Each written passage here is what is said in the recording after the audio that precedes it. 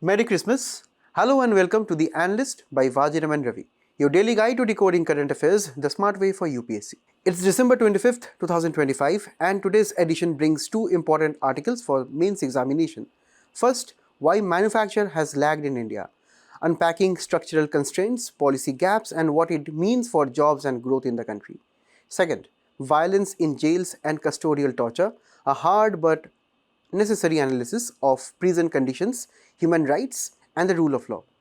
Finally, in our simplified sections, we will be covering detailed articles which are highly relevant for the upcoming prelims 2025 examination. So, let's begin. Guys, according to latest reports, when it comes to measuring and comparing world's global GDP, India comes within the top 5 when it comes to nominal GDP comparisons. But when it comes to the participation of the manufacturing sector within that GDP, it is quite abysmal. And that is exactly the point of our discussion today, when we are actually understanding why manufacturing sector in our country is lagging behind, mainly when we try to compare our Southeast Asian countries and even China. So this is where we will be taking a very deep dive into the core concepts of economics, where we are talking about manufacturing concepts, highly relevant for your prelims examination, and also from the perspective of mains, because we will be analyzing how India jumped directly from agriculture to the services sector without actually focusing on the manufacturing one. So let us start from analyzing the very core problem that we have via data. Now when we see countries even such as Bangladesh, Vietnam and obviously China, we see that the industrial comparison or the industrial benchmark rate for India has been quite lower. And that is why over a period of time since around 1970s to the present times, we see that the rise of China and even other countries such as South Korea, Vietnam and other Asian countries have actually outperformed India when it comes to industrial sector. And here, the sad truth, when we look into the share of manufacturing in our GDP, we see that this is kind of stagnating at around 12 to 15%, which is quite low, because India has kind of skipped manufacturing boom and our share is actually ranging between this particular data, which is quite abysmal. And this is exactly what we will be analyzing, that we have lost our ground to the services sector. Now, there is a recent book, guys, which has been mentioned in this article. Now, in your mains examination, or even people who have economics optional, these kind of value additions will be adding that extra 1 mark, guys. So, this is a mains value addition which has been mentioned in the article regarding a term known as Dutch disease. So, A Sixth of Humanity, which is a book by former chief economist of our country, Arvind Subramaniam and Devesh Kapoor. So they have contributed a significant chapter on Indian manufacturing sector in this book. And in that chapter, they have described that maybe India is suffering from a condition which is known as Dutch disease. Let us actually understand what this is all about. You know, guys, in Netherlands, when they discovered oil for the first time in their country, they started investing a lot of money in that oil industry. Lot of foreign money also came up. And you know, whenever you actually do a lot of developmental projects due to this new discovery, it always attract a lot of FDI, a lot of investment and such and so on, which will be increasing your demand for your domestic currency. And you know, guys, by the forces of demand and supply, and also in the external economy chapters in our NCRTs, we have studied that whenever the demand for domestic currencies increase, it leads to a condition which is known as currency appreciation. And guys, we all know that whenever our own domestic currency appreciates in value, it is much more easier for us to import goods from rest of the world, because right now our currency is right now more valuable compared to other currencies. That is why due to currency appreciation, it results in cheaper imports into our country. But on the other hand, what is more important is the impact on the exporters, because the exporters, you know, our own money has become more valuable, and that is why the exporters lose their money, and that is why the exports lose competitiveness in the global market. So that is why whenever we feel that there is higher demand for domestic currency, there is higher amount of currency appreciation, it is not good for your country's export sector. And you know guys, in our country's export sector, who are there? For example, in my country, India, we have more than 40% of our export volume which come from small karkhanas, small MSMEs. These are the, very foundation of our industrial sector. And if they collapse due to such currency appreciation and decline in exports, a lot of people will be losing their jobs. India will be losing its competitiveness in the rest of the world. We will be losing our markets abroad. And this is exactly what we know, as Dutch disease. Due to currency appreciation, our exports hurt, and guys, this was due to a discovery in our domestic area, that was the foundation of oil resources that took place in Netherlands. So this is why the name Dutch disease. Now, how we can apply it to Indian context? Guys, here the two noted economists are observing a very crucial phenomena, that is a Sarkari Naukri phenomena. Guys, in India, we know that a lot of aspirants prepare for government job examinations. Why? Because they feel that the public sector is much more attractive when it comes to job security, higher salaries, and various other benefits that we get. That is why we are also preparing for UPSC examination, where you know that the kind of salaries that you get is not as much as high in the management position of the top companies. But yeah, when it compared to the various other entry-level jobs in the IT sector or even the manufacturing sector, you find that the salaries in the public sector is actually quite higher. And that is why, guys, what we all do, we try to prepare for examinations. And this is mainly kind of driven by public service, also kind of inspired by the higher salaries in the government service. And that is where we find that the increase in the wages or the salaries in the public sector, that is the government sector, be it the state government, be it the central government, be it the public sector enterprises, all of the salaries are quite higher.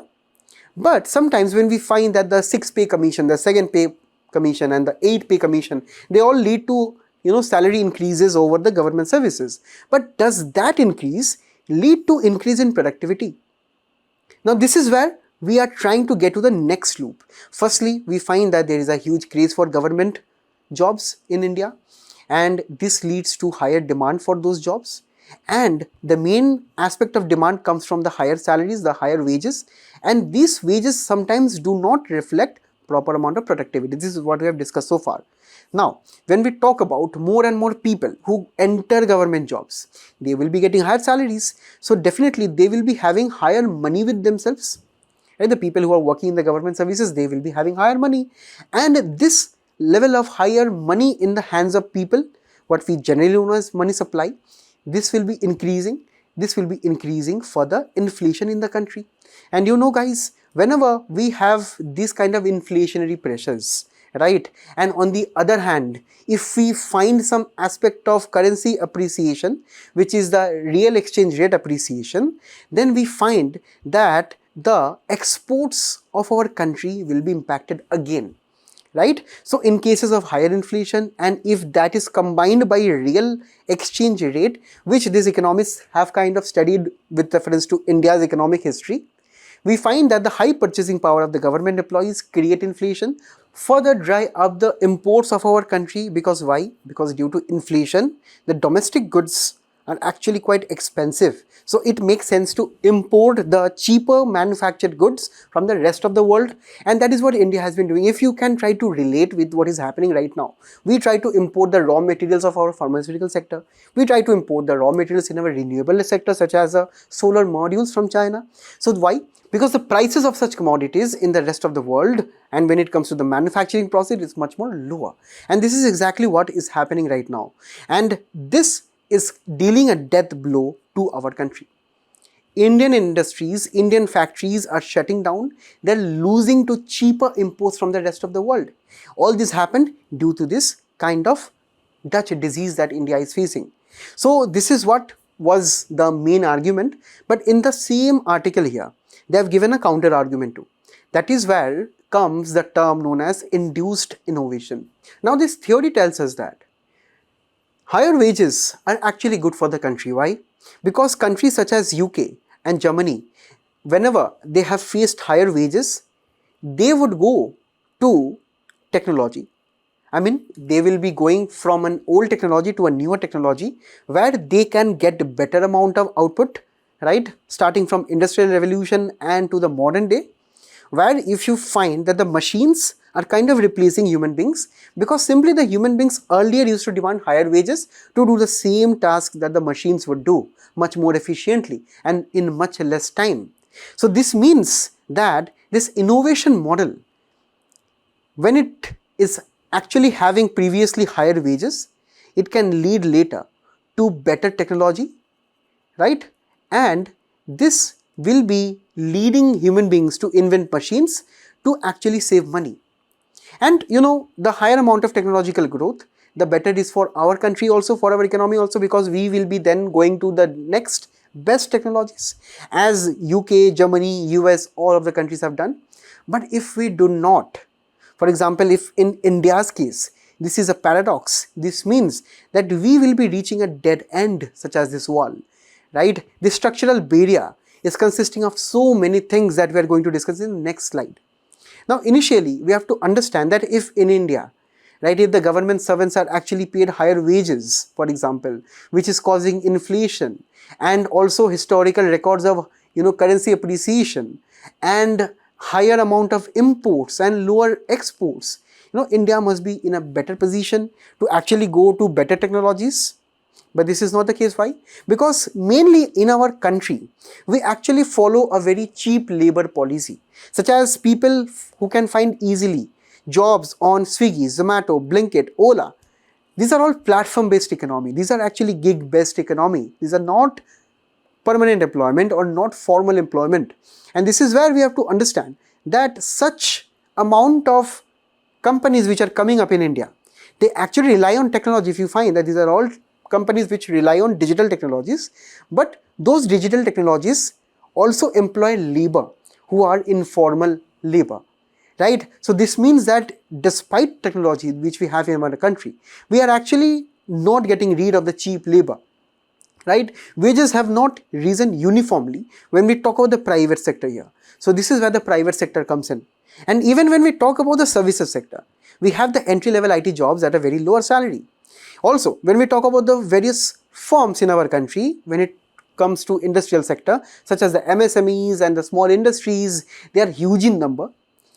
And the market, on the other hand, is quite limited in our country when it comes to the domestic market, right? So this means that the huge number of firms operating in a limited market, this is also creating huge amount of complications, because mostly while the market in India is quite amount of manageable with even this size for the smaller MSMEs to profit, but most of the MSMEs in our country intentionally remain small in size because you get a lot of government benefits for that. So that is why, in economic survey also there is a particular term for them that is known as dwarfs, right? MSMEs who intentionally remain small to get government benefits. Also, India's linkages to the global value chain is kind of weak. When we talk about China, South Korea, they have actually integrated themselves in the global chain on a very fast pedestal. Now, there are other reasons also. Firstly, when we talk about the colonial legacy, this is where we are trying to talk about history right now. When India became independent, we actually inherited a deindustrialized country, where earlier during the Mughal times, we actually were among the top 2 or 3 nations in the entire world when we talk about the global economy. But right now, when India became independent, at the eve of our independence, we did not have all those industries because British simply robbed us of all our wealth and fortunes. Next, when we started the 5-year plan, we started to progress onto the heavy industrial model. And this heavy industries model, actually, which was proposed by PESA Mahotsav under the Calcutta School, which we talk about the increased amount of investment of the government in the manufacturing sector, all started from that time.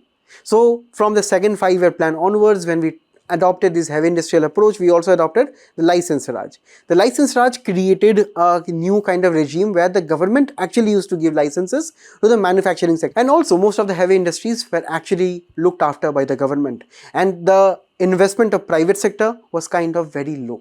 And then came the 1991 reforms, which majorly focused on the service sector. So that is why we find that from the 19 1966 Green Revolution, when we tried to focus on Indian agriculture, to directly from the 1990s, when we actually focused on the liberalization, privatization and globalization, which focused on the service sector. In the middle, we missed our manufacturing sector. And over a period of time, we have seen how the service sector in our country has improved drastically after the LPG reforms. This has actually led the manufacturing sector to be behind the shadows. Also, the huge amount of land acquisition when it comes to industries, it comes with a cost of political nature, of social nature, of even sometimes the cultural aspects when we talk about industries in some states. Also, the labor laws since independence were actually fragmented across various states. Various states had their own separate laws. Right now we have the new codes. But still the implementation of the same on the ground level is kind of very weak, and that is why we find that the wages, the salaries, they are also kind of stagnating. Next, China's integration into the GVC, the global value chains of various manufacturing sectors, such as prominently the electronic items, right? When they started the same in the late 1980s, from 80s till right now, they are kind of dominating in that aspect. Also, when we talk about India, we are kind of increasing our share in services, in software and platform on a global level. But at the end of the day, we have to understand that all of these are actually on the back of these people who get extremely lower salaries or lower fees for these kind of platform jobs, right? So this service sector which we are running right now is actually on the backs of some people who are not seeing their wages increase, who are actually part of the informal sector, who actually have very less amount of skills. Also, when we talk about the research and development expenditure in India, that is actually less than 0.6% of our GDP, which is quite abysmal. When we talk about countries such as South Korea, US, they have all kind of expenditures of more than 1 to even 2% sometimes. And this is where we also find that China, South Korea, our rest of the Southeast Asian neighbors, they are also doing quite good. But here the government actually has been taking many measures. Now in the previous one, when we were discussing about all these issues, now the way forward will be actually solving these issues. And that is why the government of India is also taking various actions. Firstly, we all know about Atmanirbhar Bharat. Now Atmanirbhar Bharat is actually promoting self-reliant India so that we actually try to reduce our imports from the rest of the world. Remember the connection between imports and the various things we discussed previously? This is what India is trying to do, to decrease the dependence on the rest of the world. And this is where we find that right now, from around 2020-21 to 2020-24, 25 and 26, we see that the Make in India is actually leading to 99.2% of the phones being produced in our country. Earlier, in 2014-15, it was around only 26%. So this is where we have to understand the implication of the same. Also, under the PLI scheme, which has been discussed extensively over the past analyst sessions, which means that we are actually giving manufacturers the amount of incentive to produce more items, and based on the sales the government will be giving the various initiatives. So as of now we have more than 14 plus sectors which are covered under the PLI. Even electronic smartphones are under them. So this is what we are trying to improve over the period of time. Also, when it comes to the ease of doing business, right, we are actually, for example, when we talk about the manufacturing in the textile sector, we are having around 7 Prime Minister Mitra parks spread all across the country, if you can see. We have also kind of ramped up our manufacturing design, and also we have brought in various amendments to the insolvency bankruptcy code, which makes it easier for our industries to exit if they are facing some losses. So all of these things are actually making the business much more easier to regulate in the country. Also, infrastructure and the various aspects when we talk about the various roadways, airports, the overall logistics sector, which has been improved since 2014-15. This is also bringing in various dividends for our manufacturing sector. Next, when we talk about the MSME, there are a plethora of MSME schemes in the country, from the priority sectoral lending to the schemes such as Udyam and some other state government specific MSME schemes. These are all leading to more participation of MSMEs in the country, and also leading to more and more introduction of the startups in our country too. In the comments, you can actually let me know 2-3 more MSME initiatives. And at the end of the day, we are actually focused a lot on critical minerals. We're actually having partnerships with some Latin American countries to actually procure those strategic minerals in our country, and we can produce the same, decreasing China's dominance in the same. So these are all the things that we are also doing on the other hand, and we hope that the manufacturing sector and the outcome of the same over a period of time. For example, we have set a target to increase our manufacturing share in our GDP from around 16-17% right now to around 25% by 2030. According to estimates, we can also increase to around 32%, right? And this is where we have to understand that we can actually take forward the service sector and the manufacturing sector together in this aspect. Also, we have seen how a shattering record-breaking FDI has taken place over the last decade, right? Almost we have increased our FDI on a double scale, reaching around $71 billion right now. Also, if you can see under the recent few months, our index of industrial production also has increased over a period of time, which means that the manufacturing sector and the activities within the manufacturing sector are increasing over a period of time. Now, there is a question from 2015 which is actually talking about the highest weightage between these items in the index of 8 core industries. In the comments, you should definitely let me know. Also take inspiration from these mains questions, and after that you can take inspiration from the various data which is given and write a proper answer in the comments below so that I can actually look into your answers and actually give you some feedback.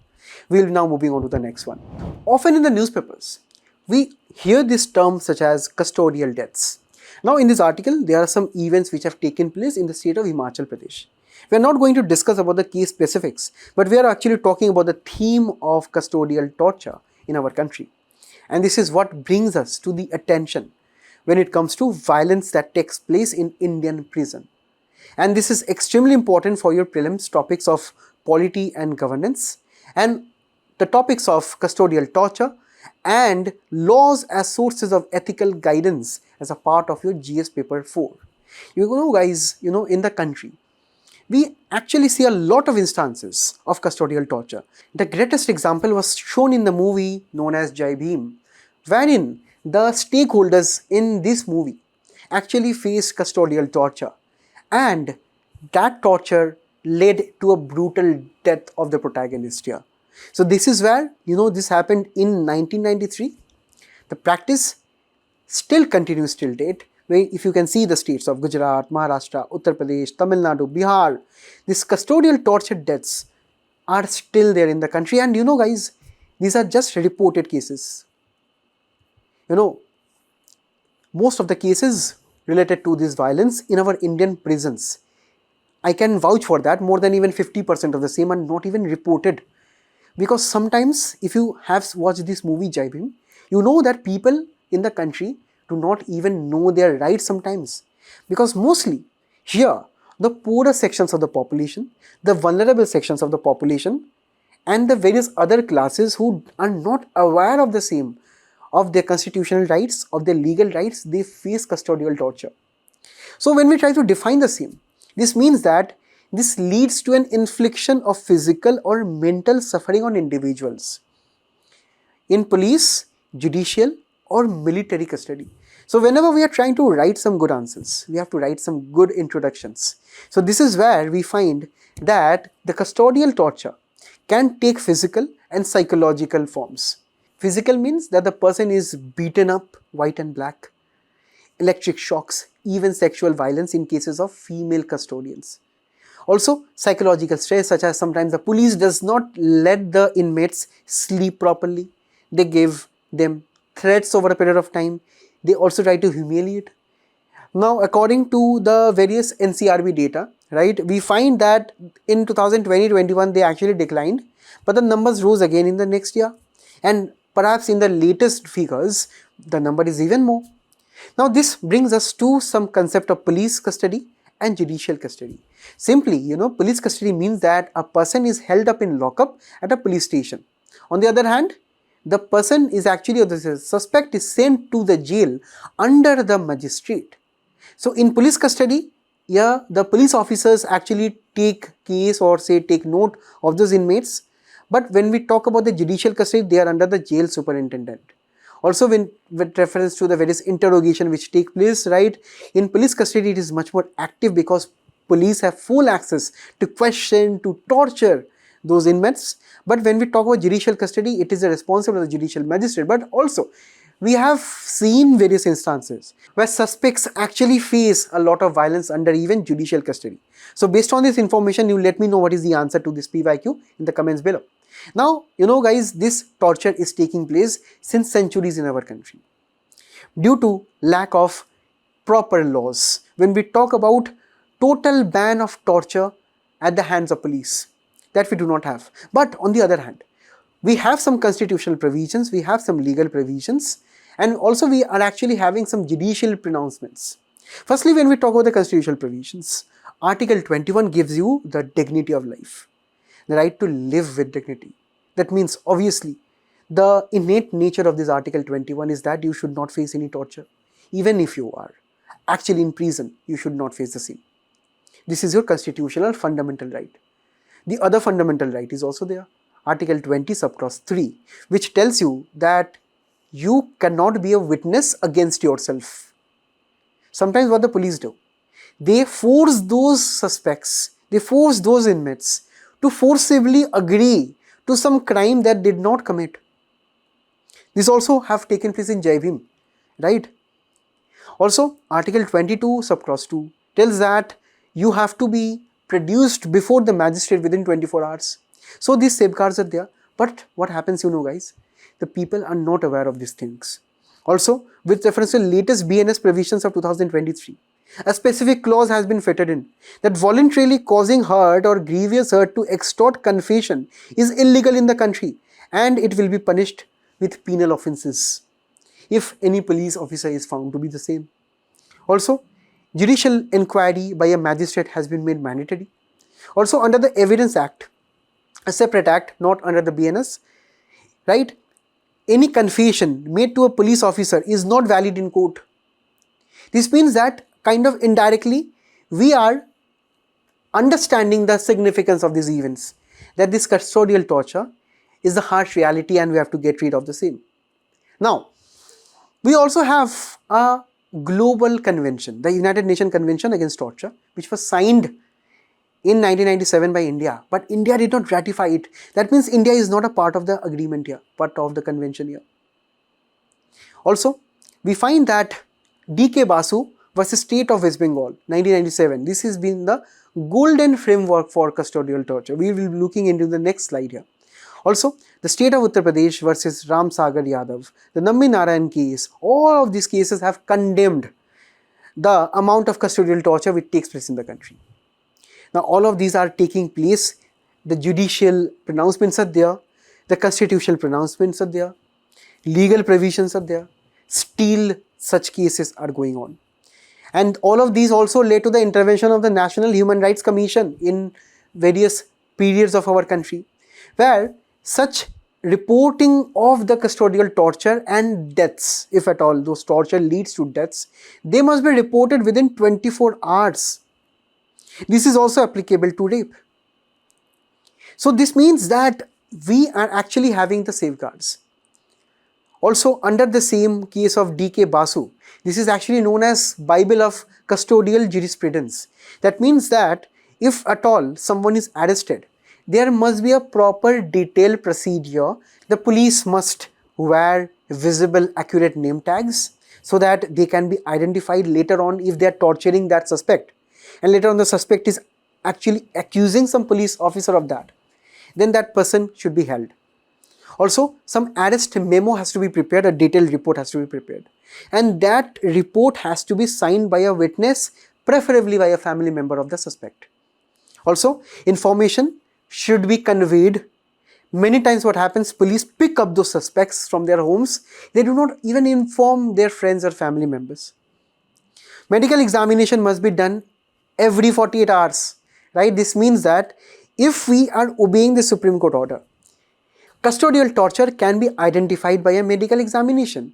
Also, those suspects must be getting legal aid, because as I told right before also, that most of these victims of custodial torture, they belong from marginalized sections. Also, in 2020-25, Supreme Court actually came up with much more stricter orders that there must be 100% CCTV coverage at all police stations, and not even an inch must be left behind by those cameras. In 2025, again the Supreme Court slammed the various state governments for inaction. In a separate case in 2006, known as the Prakash Singh case, while it is not directly related to custodial torture, it is actually related to the amount of police reforms that is needed in our country. This means that there must be fixed tenures of the police officers, there must be state police complaint authorities where this kind of allegations of custodial torture can be reported. Proper investigations can happen. Recently, in July 2025, Supreme Court directed 50 lakh compensation to Jammu and Kashmir police constable who faced custodial torture. Just imagine the case. Also, according to reports, poor account for 71% of deaths in the country when it comes to custodial torture. The World Organization Against Torture flagged recently India as a high-risk country for police torture. Why are all of these things taking place despite the legal kind of safeguard that we have? Because of the deep-set institutional culture. Sometimes the FIRs are not recorded. Sometimes the amount of memo is not prepared. Sometimes forensic report and the lapses are there. Police sometimes also plants evidence against those accused. They physically torture them. They extract confessions. So this is a kind of a culture. We have to understand, guys. The term culture is meaning here that this is a kind of a trend which is going on, which must be banished. The political interference also sometimes comes in with reference to various classes of poorer sections, vulnerable sections. If at all they sometimes complain too much against the political dignitaries at various district level or state level, those political leaders can sometimes actually force the police to torture them. Also, the Prakash Singh directives of those state police complaint authorities, they are not set up. There are legal hurdles with reference to the accused, proving that they face custodial torture. How they will prove? They do not know their rights, they do not know their constitutional rights, they do not know about the Prakash Singh case, they do not know about the DK Basu case. They are not aware of these things. How will they actually do the same? So that is why we need some institutional mechanisms. The best solution was the Prevention of Torture Bill 2017. So just getting inspired by the United Nations Convention Against Torture, we actually thought of a bill in 2017 to ban torture in our Indian prisons. But that bill never became an act. Right? So this is where we must be trying to bring back the bill firstly. Secondly, we should be enforcing the DK Basu guidelines on a mandatory level. All of the state governments should be coming up laws in their legislative assemblies so that such things do not happen on a statutory level. Detailed amount of punishment fines for the police officers must be done. Detailed amount of suspension norms must be finalized. Independent complaint boards must be set up at all the district level, even if possible at the village level, with reference to the various police excesses or the brutalities. Use of body cameras must be made prevalent, as we also have seen in the case of US, UK and the rest of the developed world. All of them have some body cameras, right? So those will be evidences against those torture. Next, we have to set up various courts on a fast track basis to dispose of the pending cases of some people who are facing custodial torture, and we also have to expedite the delays in those cases. And at the end of the day, Prakash Singh case actually was a landmark Supreme Court case which gave various recommendations for the reforms that are needed in police organization, but overall it represented a cultural change that must be brought in the country. We should be bringing the same in the country also. And that is why it brings me to the mains practice question for all of you. We have completed the topic. It is now time for you to write a proper answer. And you can let me know in the comments below. Also, if you see 2014 question regarding the Human Rights Commission, here in such questions you can actually talk about custodial torture as one form of human right violation which is taking place in the country. So now we'll be moving on to the simplified articles. At Vizag, a very special event happened known as PESA Mahotsav. This article is extremely important for your prelims, guys, because we have the 5th schedule on which we have had some questions in the past. So let us actually look into the same by simply understanding one basic aspect. That is, imagine a village wherein a lot of tribal populations live, and suddenly the government or say the private sector has proposed building a factory just beside the farmlands. You know, guys, tribal populations in our country, they actually live with the nature. They have their own economy based from their nature. And that is why some drastic change in their local areas must not be facilitated. And that is why there is an act in the country which empowers the Gram Sabha to sit together to make decisions whether those factories should be given permission or not.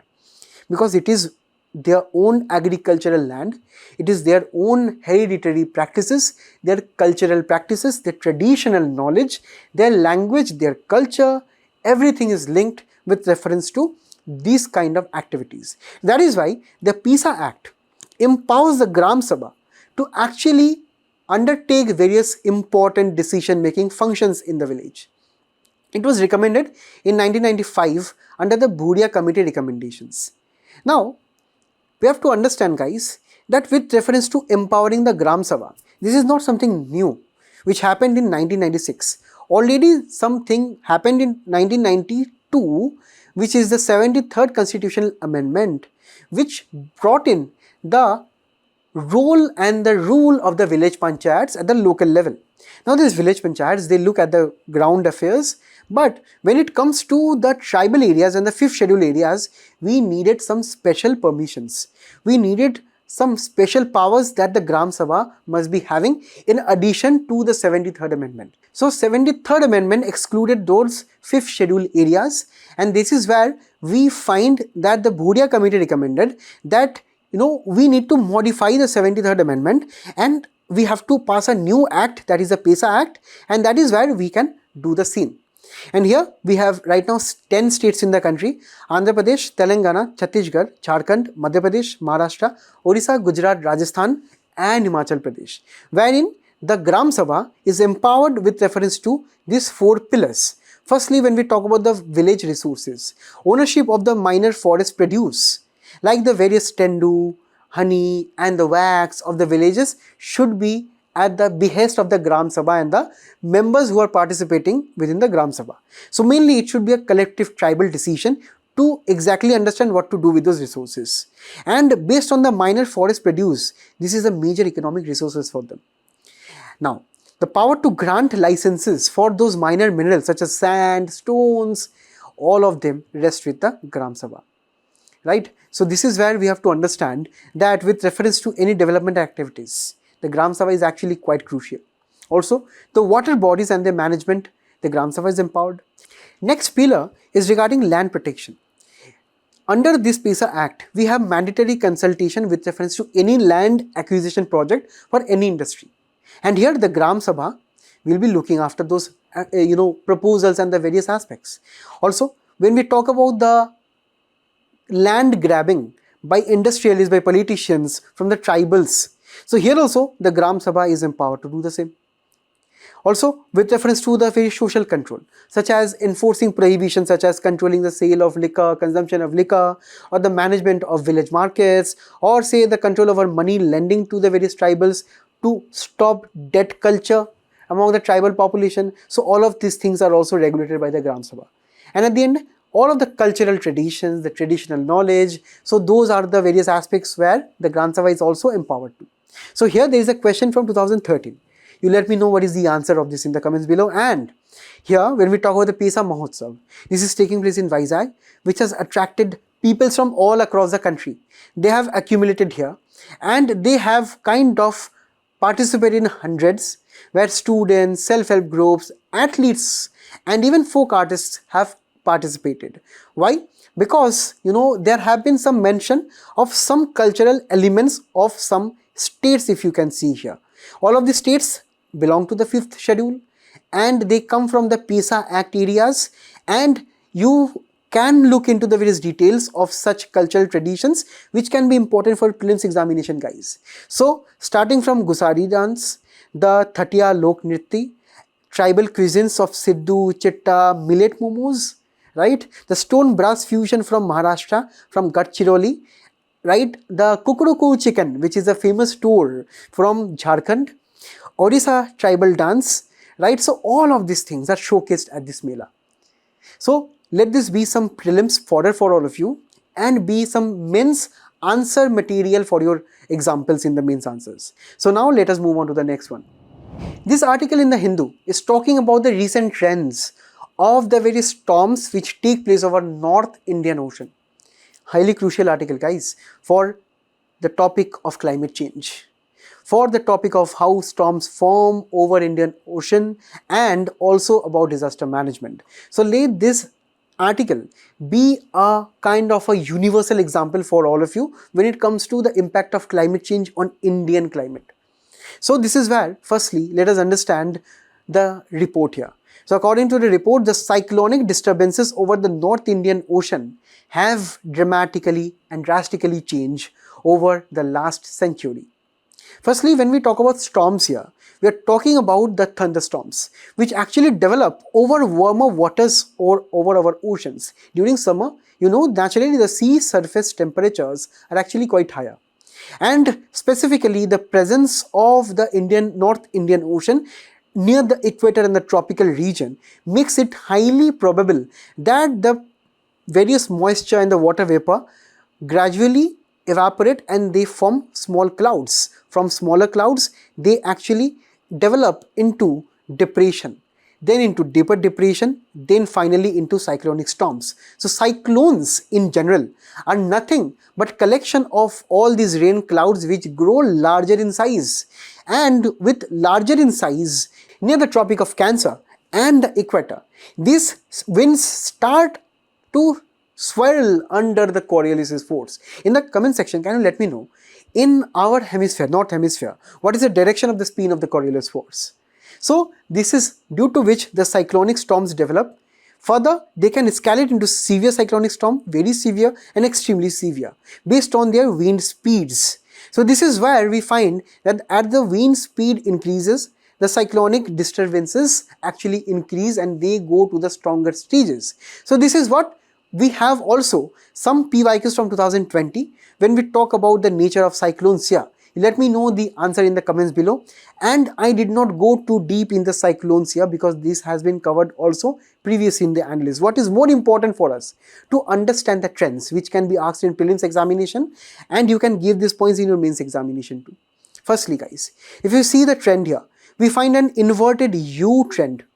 This means that the decades from 1900s to 20, we generally had lower activities when we talk about the cyclones here in the North Indian Ocean. As and when we got from 1900s to 1960s, right? So this is where we find that the activity surged, and from around 1930s to 70s, so this was the peak era of cyclones. From 80s to 2000s, we found a sharp drop in the cyclones in our region here. But again, from 2010 to 2020s onwards, we find again the same level of resurgence from around 1960. Now, historically we find that the Bay of Bengal cyclones have always been greater in number than the Arabian Sea cyclones, right? So that is why the Bay of Bengal was known as the cyclone factory of our country. But the new reality, right now if you see, the Arabian Sea cyclones, they are also increasing in recent times. While the absolute number of Bay of Bengal cyclones are higher than the Arabian Sea cyclones, but you have to understand that the Arabian Sea cyclones, they are increasing in numbers and also intensity. Now, when we come to this chart number 3, that is the share of disturbances of cyclones that intensified into severe storms or higher, we find that here the Bay of Bengal cyclones do not in recent times transform into very severe cyclones. These are seen in Arabian Sea. So this means that there is danger in the Arabian Sea. That means they develop more into severe cyclones compared to the Bay of Bengal cyclones. Why? Because of the warmer waters. Generally, due to its landlocked nature, when we talk about the Arabian Sea, due to its landlocked nature, we find that the waters remain comparatively warmer in the Arabian Sea, and that is why the Arabian Sea is heating up faster than the global average. Also, if you can see, these are the various months of the year, and guys, from around 1980s, most of the cyclone activities were actually during the monsoon season. That is also what we can actually remember or recollect during our childhood, that most of the monsoons used to take place in the July to September season. But post 1980s, as you can see, from around post 1980s in this range, the cyclones are shifting to the later months, right? The later months of October, December. What takes place during October and December in India? The harvest season. During this time, the agricultural activities increase. We actually harvest our crops, and if at all, along the coastal India, right, the cyclones take place in the Arabian Sea, in the Bay of Bengal. These will be affecting the coastal agriculture. Often the cyclone do not remain between the coasts, they enter mainland India also. Mainly sometimes even go on to the states of Andhra Pradesh, Orissa, West Bengal, through Bangladesh, sometimes even to Northeast India. So this means that these are actually impacting the agricultural productivity. So these are the various trends that you needed to know. And for your mains, if we can actually go into the reason, detailed reason as to why it is happening, the most important reason is global warming, which is leading into increasing sea surface temperatures, which is increasing more than the global average in our North Indian Ocean. This is highly alarming for the coastal community, for fishing community, for agricultural community, for even the existential threat that is posed to those communities. Also, the Arabian Sea is kind of landlocked, if you can see here, right? The waters actually remain warmer. Also, frequent positive Indian Ocean dipole phases lead to more intensive amount of Arabian Sea cyclones. You know guys, during positive Indian Ocean dipole movement, generally the Arabian Sea and the western kind of Indian Ocean, they become warmer. Naturally the waters will become warmer here. And the side here, if you can see near the Australian side, ocean which is near the Australian side, that becomes a little bit of cooler. Right? So that is much more cooler when we talk about the comparison with Arabian Sea. This leads to higher amount of cyclones too. And lastly, this leads to positive feedback loop, which means more global warming, more warmer sea surface temperatures, more amount of cyclones, right? And here this goes on. Correct? This is what is happening in the Arabian Sea. So this was all for this article. Now we'll be moving on to the next one. Guys, we have a money and banking article here. Recently, the RBI is thinking of injecting around 290,000 crore of money in our Indian economy. Let us understand why this is taking place. So as of now, 2.9 lakh crore, that is $32 billion, RBI is thinking of pumping into the Indian banking system. Firstly, this is being done via the open market operation. What it means? For example, there is the RBI here and there is the people of our India. So the people of India always loves to hold bonds, right? Because the bonds give them a coupon rate or simply interest rate, right? So they can simply, for example, invest around 100 rupees and they can, for example, get 5% interest at the end of the year. So they are happy. So the people of India always will be demanding bonds, right? And you know guys, the people of India always buys bonds using cash, right? This is where the normal demand and supply of money happens.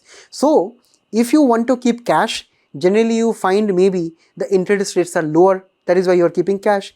If the interest rates are higher, you will be keeping bonds. So simply based on this scenario, RBI also plays with the people sometimes. What RBI does, sometimes if RBI feels that there is high inflation in the country, so you know that during high inflation, the money supply is actually higher. So what would the government do? Government will want the people to keep less cash with themselves. So government will tell, okay, let me sell bonds to you. So here, when RBI will be selling new bonds, right? When RBI will be selling new bonds to the people, people's money will be deposited with the RBI. So the cash will be going down and hence inflation can be controlled, money supply can be brought down. So this is how the selling part of open market operations happen.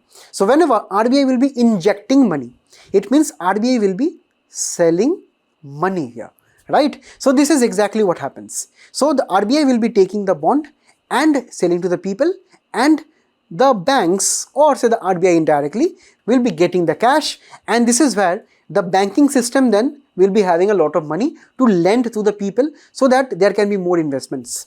Now, apart from the open market operations, RBI also is doing USD INR buy-sell swap agreement.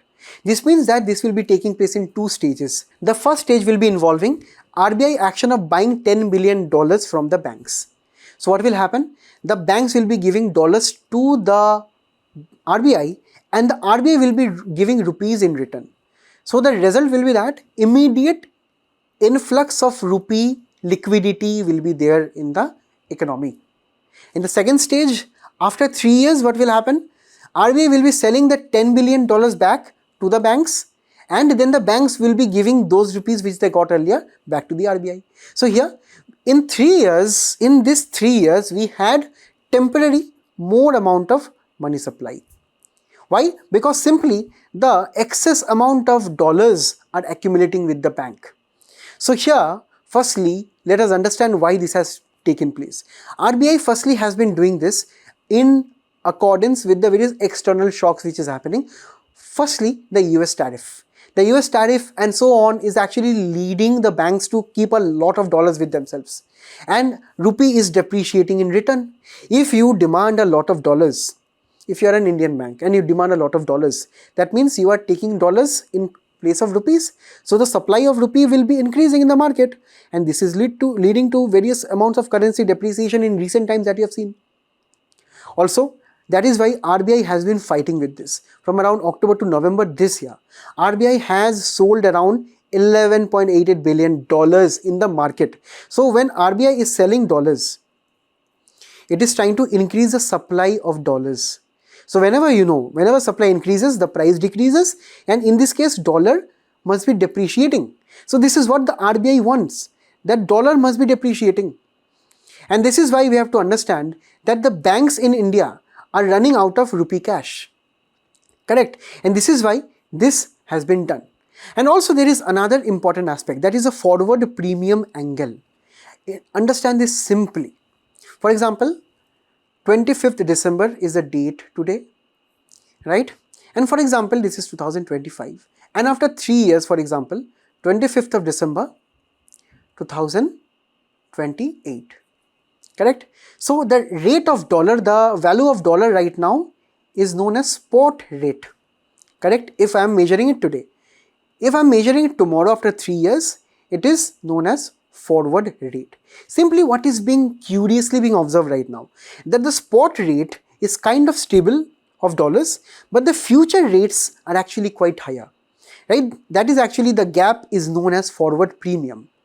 The future dollar looks expensive, and that is why RBI actually bought dollars from the banks and gave them rupees, so that this balance in the future between spot and the forward rate of dollar is kind of stabilized. So this is exactly what is known as the dollar premium angle or the forward premium angle here. So RBI is also trying to stabilize the current rate and the future rate of dollar, so that in the future we again do not face some kind of currency depreciation with reference to Indian rupee. So this was exactly the scenario. Now there is a question from prelims for all of you. Let me know what is the answer in the comments below. Now we'll be moving on to the next one. Guys, it's time to update your GI tag list again, because Telangana government will likely apply for another 5 GI tags soon. So in this article, I am not going to talk about the details of those 5 articles, and in addition there are more products which can be updated in the future too. I have given the information for all of you. You please look it from the handout. What I am going to discuss is the basics of the GI tag, right? When we talk about the GI tag, it is actually granted by the Geographical Indication Registry given in this article, guys. Highly important for your prelims.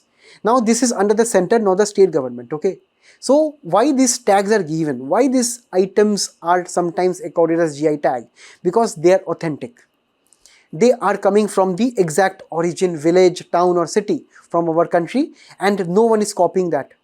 Also, the people who are doing those handicrafts or making some sweets which are recognized as GI tags, they are also rewarded for their cultural and traditional practice. And at the end of the day, the quality of the product from their origin source and the authentic source must be preserved.